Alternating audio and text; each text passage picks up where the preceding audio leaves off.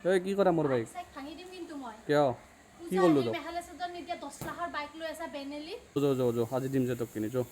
বল